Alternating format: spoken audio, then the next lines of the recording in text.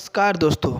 आज हम एलसीएम निकालना सीखेंगे, जिसमें एलसीएम क्या होता है, एलसीएम निकालने के लिए किन नंबरों का प्रयोग किया जाता है, एलसीएम के गुणनखंड विधि तथा भाग विधि इन दोनों के द्वारा हम एलसीएम निकालना सीखेंगे।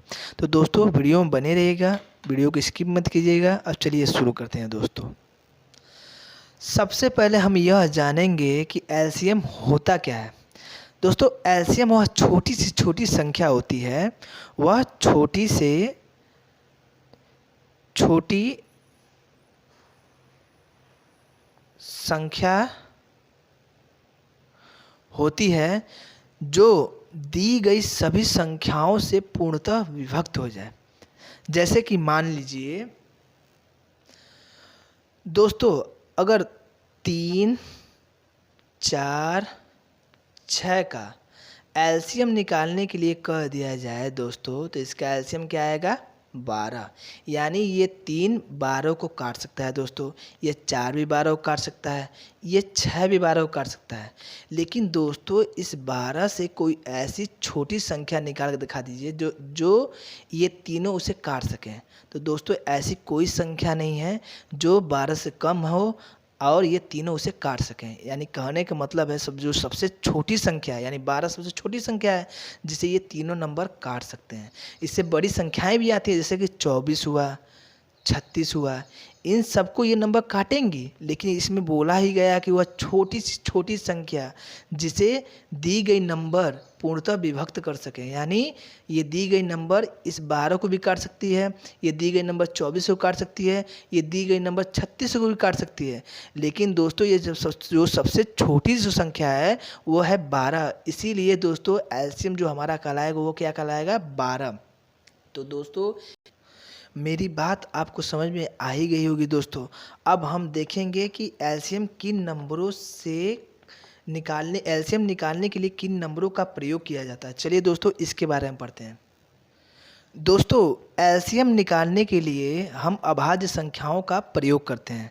अभाज्य संख्या वह संख्या होती हैं जो एक से और स्वयं से कटें, वह दोस्तों अभाज्य संख्या होती है। और जो सबसे छोटी अभाज्य संख्या होती है दोस्तों वो 2 होती है। फिर इसके बाद से 3 होता है, 5 होता है, 7 होता है, 11 होता है, 13 होता है, इसी तरह चलती जाती हैं दोस्तों।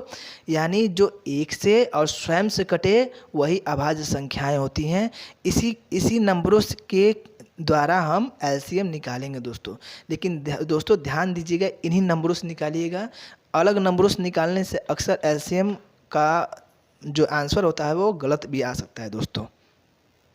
अब चलिए दोस्तों हम लोग सबसे पहले एलसीएम को भाग विधि के द्वारा निकालने का तरीका सीखा जाए। तो दोस्तों वीडियो में बने रहिएगा। दोस्तों हम भाग विधि द्वारा जानेंगे कि एलसीएम निकाला कैसे जाता है। सबसे पहले हम एक नंबर लेते हैं, जैसे मान लीजिए ये नंबर है 30, 40 और 60। अब दोस्तों ये नंबर हम ले लिए दोस्तों। अब इसको हम भाग विधि द्वारा इसका एलसीएम निकालेंगे। तो इसका एलसीएम कितना आएगा वो हम आज देख लेते हैं दोस्तों। चलिए तो शुरू करते हैं। सबसे पहले हम इस तरह का एक भाग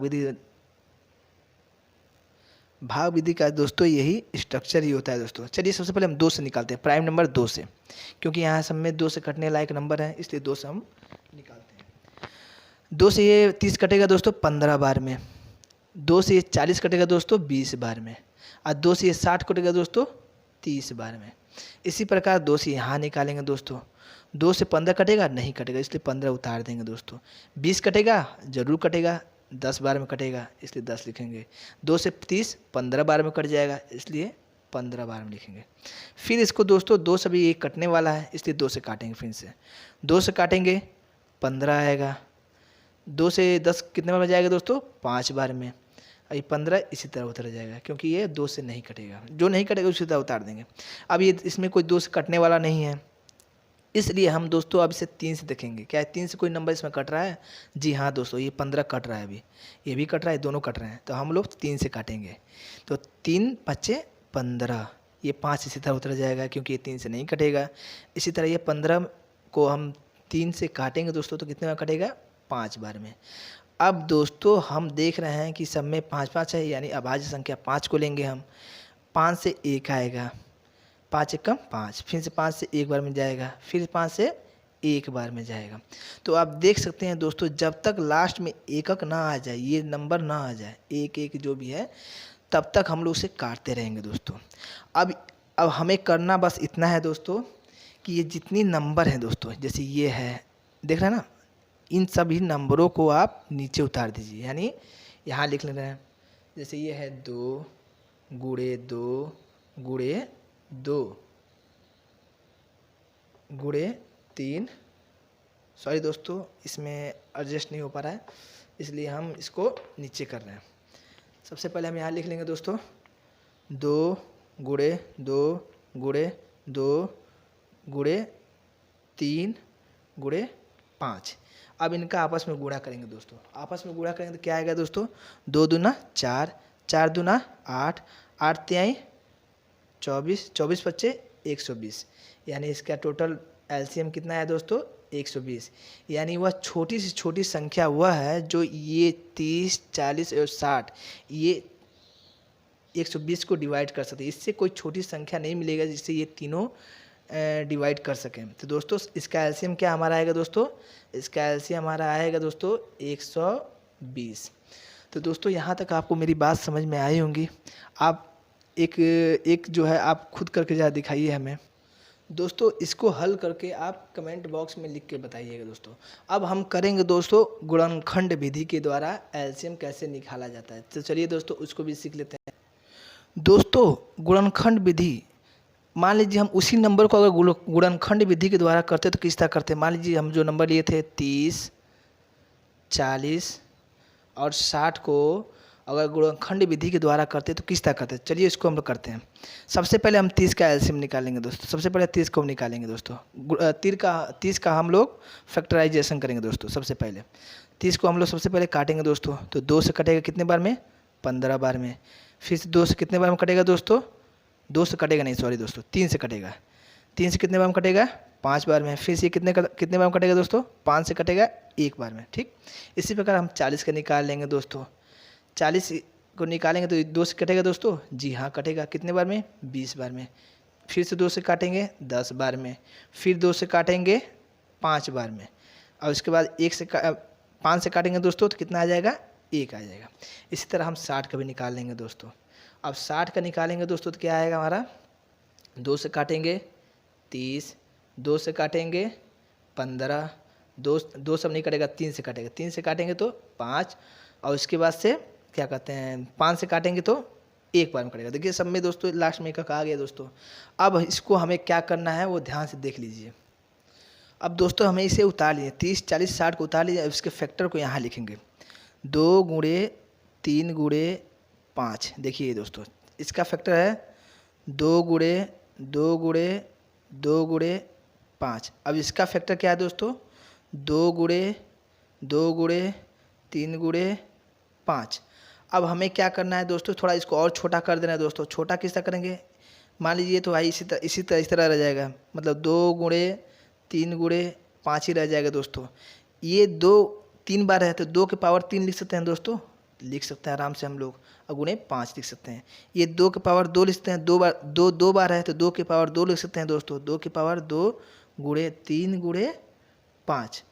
तो दोस्तों इसका गुणनखंड विधि के द्वारा निकालने का मतलब ही यह है कि जो सबसे बड़ी घात रहेगा, जिसमें सबसे बड़ी जिसमें घात रहेगा दोस्तों, उसी के नंबर को हम बाहर निकालेंगे। तो 2 इसमें है तो 2 में सबसे बड़ी घात किसका है दोस्तों, सबसे बड़ा घात हमारा यहाँ मिल रहा है दोस्तों 2 की पावर 3। तो हम यहाँ 2 की पावर 3 लिख लेंगे दोस्तों। फिर इसके बाद देखेंगे 3 में कोई सबसे बड़ा घात दिख रहा है क्या दोस्तों, तो 3 में कहीं भी सबसे बड़ा घात नहीं है, यानी हर जगह एक ही बार 3 दिख रहा है तो हम बस 1 3 यहाँ उतारेंगे दोस्तों। उसके बाद 5 में कुछ सबसे बड़ा घात दिख रहा है दोस्तों, यहाँ पर हमें बस एक ही 5 दिख रहा है, सब में घात एक ही है। देखिए देख रहे हैं सब हमारे हिसाब से, तो सब में घात एक ही है दोस्तों। तो यहाँ पे 5 हम एक ही बार उतारेंगे दोस्तों। अब इसके बाद हम इसका आपस में गुणा कर देंगे।